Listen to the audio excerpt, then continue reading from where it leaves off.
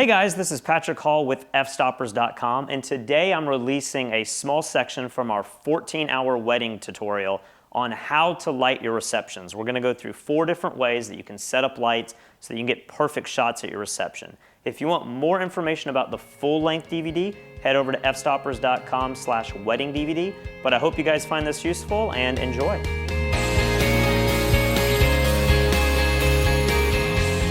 Now it's time to talk about wedding reception lighting. And I know there's a lot of wedding photographers out there, or photographers that want to be wedding photographers, that just claim, well, I like shooting natural light, I don't really want to use strobe. And that's fine in many cases, but when it comes to lighting the reception, you really have to bring strobes. I mean, in some cases, receptions are taking place outside at night and there's no lighting whatsoever. If they do take place inside, it's usually lit by DJ lights, which are crazy white balances, or there's decorative lighting on the walls or something, but no light on the subjects whatsoever.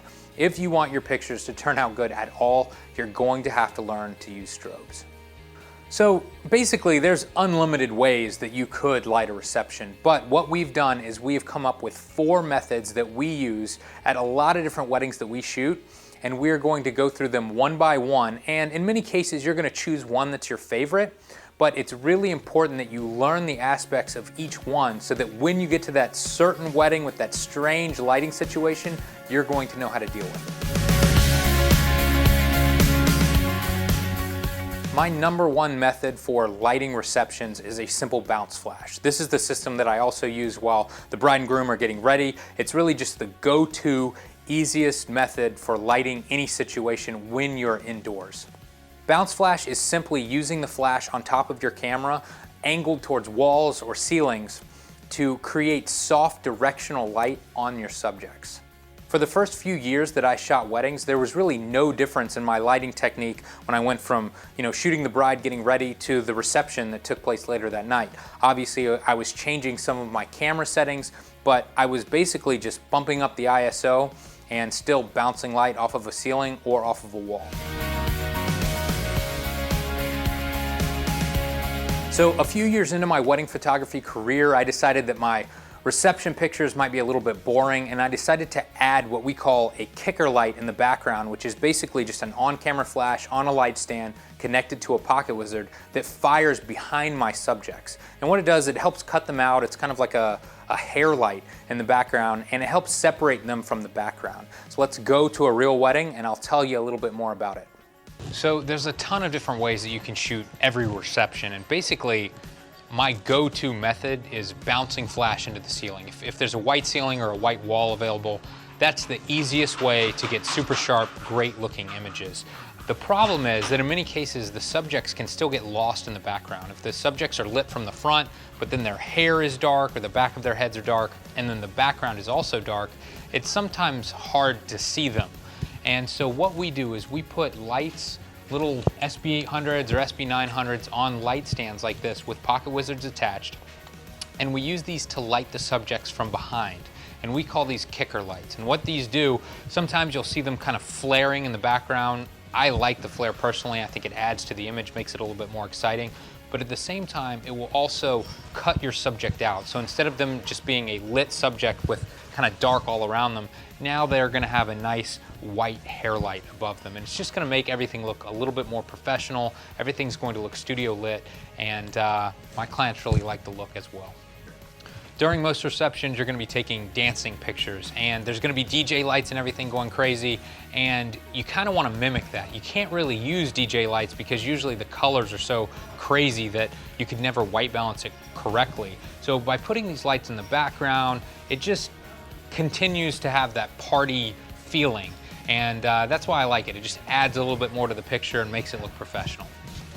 With these new pocket wizards, these are the +3s that we're using, we can put all of the lights on the same channel, but then also set them to different groups. So basically what you're able to do now is have 4 lights set to channel 17, but each light is A, B, C, and D. And then I can easily hit those letters on my pocket wizard to say, I just want A and D to fire, or maybe you just want A to fire, and you can turn the other 3 off.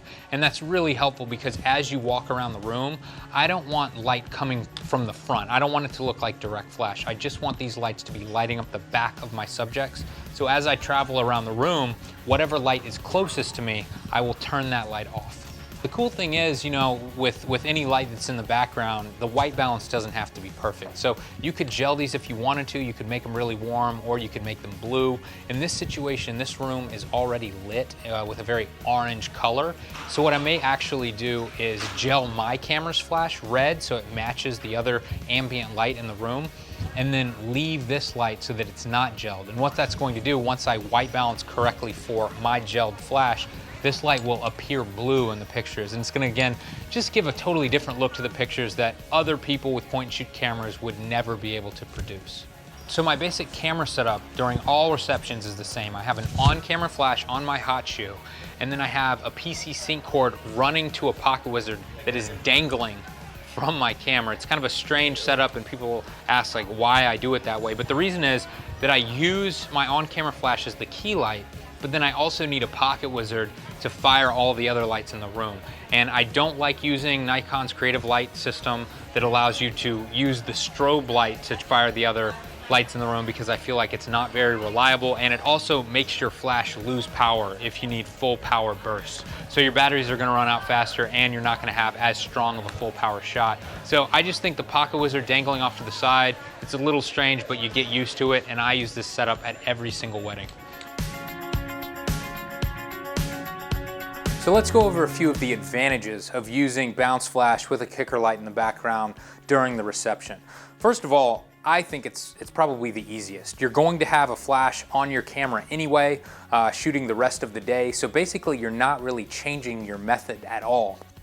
And all you're doing is bumping up your ISO, maybe dragging the shutter a little bit more to burn in a little bit of the ambient light. But basically, you're not having to buy any extra gear. You're not having to set up much more complicated stuff. You don't need extra people involved in lighting your subjects.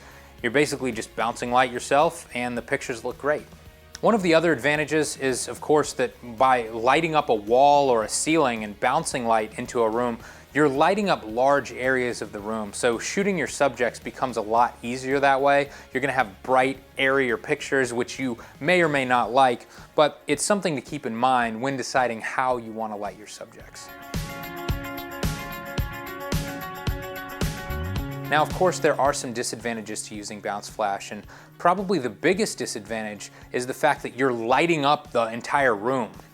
And what you're doing is you're killing the ambiance. So if you have a really dim looking reception area and you start bouncing light into the ceiling, all of a sudden that reception might look like it took place during the day.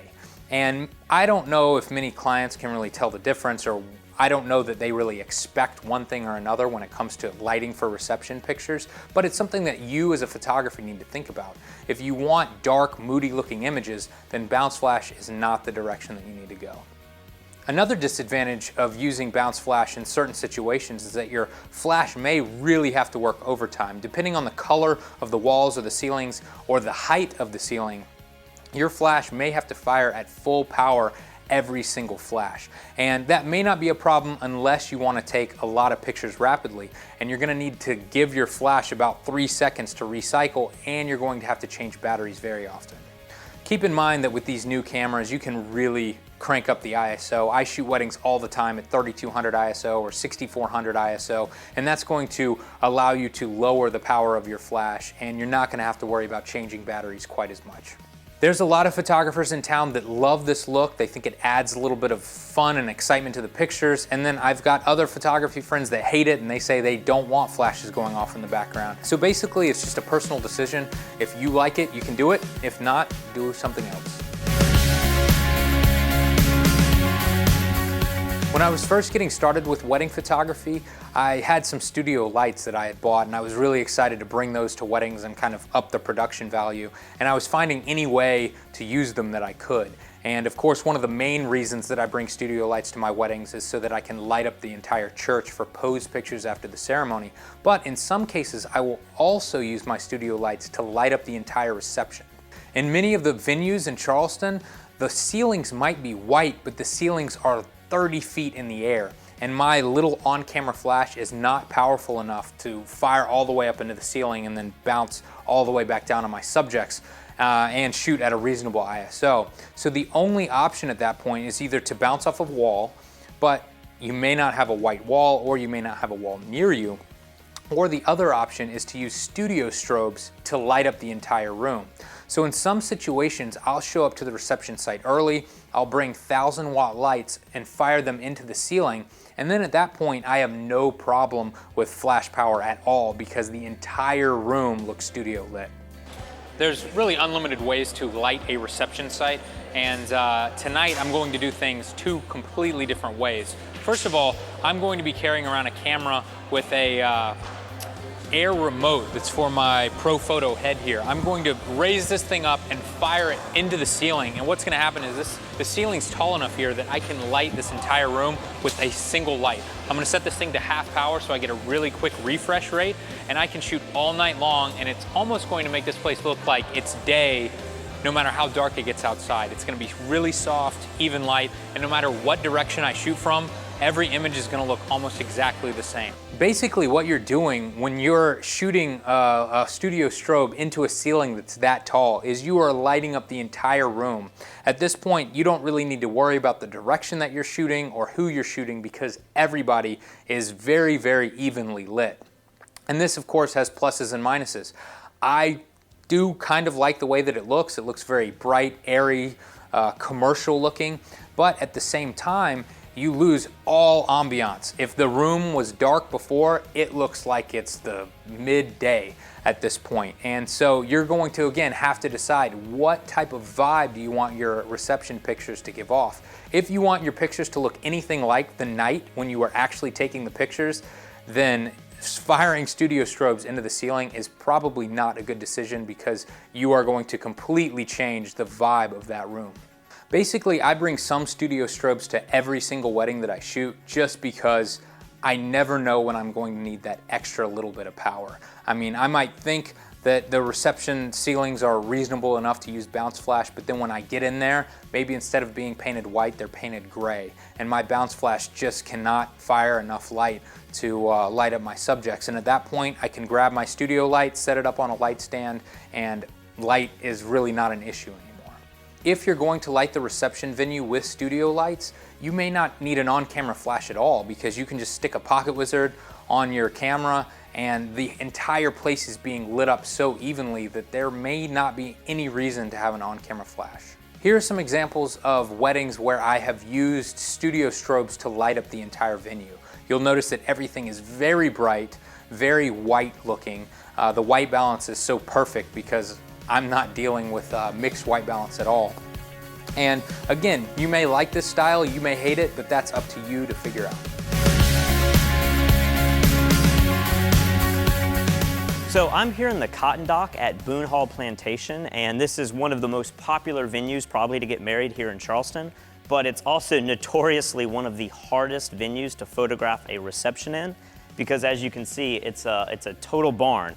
And the walls are completely made of dark wood. So if you were to bounce light in this situation, you're gonna get really bad color casts and your power on your flash is just gonna be cut down quite a bit because it's not gonna be very effective bouncing off of these walls. So right here, we're here a little bit early, so there's a lot of natural light in here, so you can pull off really great shots just shooting at high ISO. But in a few hours, it's gonna be pitch black in here and you're going to have to use light in some way to pull off any kind of photos in this room. So you're probably asking yourself, what can you do if you can't bounce light off of a ceiling? And for this third lighting setup, we're just gonna put lights around the room facing in towards the dance floor where everybody's going to be partying. And kind of the idea is just to have multiple lights that are acting as key lights and rim lights and just lighting up the entire area with direct flash. So the way I used to do this was I would put 2 or 3 lights up facing the middle of the dance floor and I would set them all on maybe channel 1, 2, or 3 with the pocket wizards and I'd fire everything all at once and I had very little control. But Pocket Wizard now has the new +3 units that allow you to not only put everything on one channel, but you can subdivide them into different groups. And this is great because I can put all 3 or 4 lights maybe on channel 17, but then I can assign them A, B, C, or D. So as I'm shooting the reception and I quickly need to turn off one light, I can just turn off that subgroup and it's gonna make it a lot easier to get the lighting that I need at that particular moment. So in many instances here at the reception, I want primarily a key light lighting my subject from the front, but then I also want a rim light separating them from the back. But because I'm going to be moving around the room and I never know exactly where the action's going to be, I need a flexible way to turn the lights on and off. And now with the +3 units, it makes it really easy to control up to 4 lights, and I have complete control right here on the camera. So when you're talking about flash photography, typically a softer light source is going to look better on your subjects. And with a softer light source, you're talking about a larger light source. So we can set up a couple lights here on light stands around the room with just bare bulb flashes pointing straight into the crowd or the dance floor. But I also a lot of times fit my light stands with umbrellas because it just allows the light source to be a little bit larger. Now, of course, when you set these up, you're gonna have these huge umbrellas that are gonna be high up into the ceiling, and that can kind of be a distraction. It can really take away from the decor that they've set up here in the reception. But it's kind of a trade-off. You can either get really nice light with umbrellas, or you can be a little bit less intrusive and have lights that are smaller, but they're gonna be harsher. So you can do a lot of different things with modifiers, but the whole idea is to send a lot of light into the middle of this room with the flashes that you've set up around the room. During a reception, it's probably wise to fit them with sandbags as well so that you don't have any lights falling over. The higher you raise your lights, or the heavier the light, the more sandbags you're going to want to put at the bottom so that you don't have any problems if somebody bumps into them. So I'm going to use 3 different light sources. 2 of them are going to have umbrellas, and 1 of them is going to just be a bare bulb speed light that's going to be a very hard light source. All of them are set to channel 17. The ones with umbrellas are going to be A and B, and then the hard light is going to be C. So let's see what this setup looks like once we put them in place and we turn all of them on.